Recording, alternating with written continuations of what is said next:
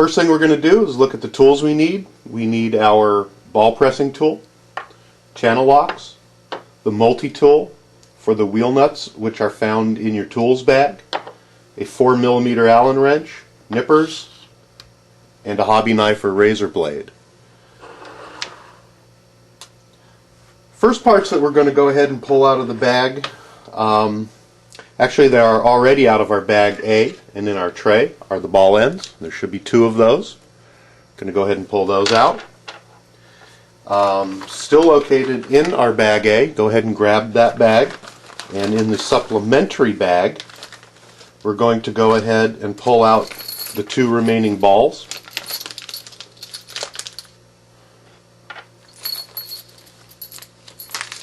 And we're also going to pull out the 2 remaining hinge pins and set them aside. Going to put the little ball studs back into the supplementary bag, and again put everything back into bag A so that you can keep track of them. Go ahead and file bag A back on your bench. The next parts that we're going to need are the upper A arms, which are parts number 85400-2, and that's this unit, which is still on the 85400 tree. And there are 2 of those. And we are also going to need the 85400-3s, and there are 4 of those total. And we are also going to need the 85400-5. If you'll take a look, those are little washers in here that will adjust the camber, and there is a 2 degrees and a 4 degrees, and the manual calls for us to use the 4 degrees. So you can go ahead and, as you're trimming the tree off, go ahead and take the part number 4, or the, this is confusing actually, part number 4, which is the 2 degree, and go ahead and put those into your spare parts bag so they don't get lost. We are going to use part number 5, which is the thicker, or the 4mm. We are also going to need the 2 shortest remaining button head screws, which are a M6 by 25. Let's go ahead and set those aside over here. And we are also going to need the 4 remaining C-clips that should be in our bucket that we've been working out of. So go ahead and get all that set up. We're going to go ahead and trim off all the flashing off the parts, and cut them off the tree and trim them up real nice. You'll notice that there's a piece on the front here that needs to come off. This section inside needs to come off, and the rear portion needs to come off along with this little portion right here. Again, you're going to want to cut off and save to the side the 2 units right here, which are labeled parts number 3. So we're just going to go ahead and cut those off right now and set them aside, as well as part number 5, which is the 4mm spacer. Going to set that aside, and we're going to go ahead and do the same for this one.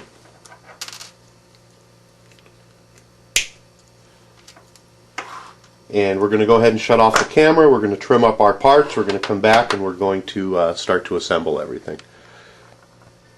Alright, we have all our parts trimmed up and laid out and ready to go. We're going to go ahead and insert the balls into the ball ends.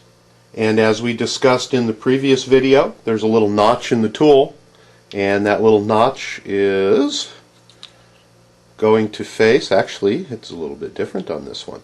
That little notch is going to face somewhat forward, basically like that as you put it in. We're going to go ahead and drop the ball down. Use our channel locks nice and flat, and pop the balls in. There's one.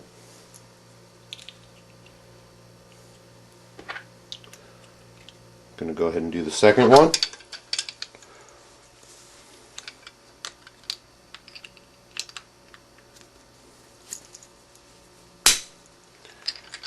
And we've got that part taken care of. Now we're going to insert the ball ends into the A-arms, It doesn't matter which way the A-arms go at this point. Go ahead and grab your A-arm and a ball end. We're also going to take one of the 4mm spacers that we had taken off of the rack, and I just found that I forgot to trim these, and I'm going to use a little hobby knife and get the nubs off. It's very important on these that those nubs are taken off because they slip inside of the A-arm. So we're going to go ahead and drop one of them inside the A-arm like so, and we're going to go ahead and insert the ball end in, and it doesn't matter which way it goes as long as it is straight. The arm itself is universal, so it doesn't matter which way it goes in, again, as long as it is straight.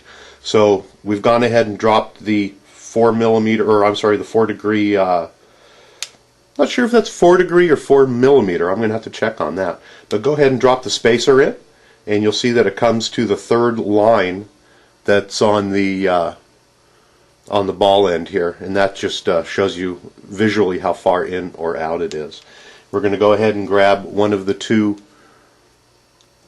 screws, and that inserts from the back. There's a hole that inserts from the back. This is one of those places where it's really handy to have a ball end Allen wrench. So we're going to use our 4mm ball end Allen wrench, and we're going to go ahead and tighten this up. If you have a straight Allen wrench, it's a little bit tough to get to. You will need to hold on to this so it doesn't spin as you're tightening it up. HPI was pretty quick in also designing the wheel nut wrench to be able to hold that. So you can go ahead and fit the wheel nut wrench in there to hold it as you tighten it up. You're going to want to make sure that's fairly snug. However, it is plastic to metal. There is no nut in there, so don't over tighten it. And then you're going to want to use your tool, line it up, and make sure that that you are square going across. I'm a little bit canted, so I'm going to turn it a little bit so that it's nice and square. Should look like that when you're done. And then you're going to go ahead and repeat this process on the second one.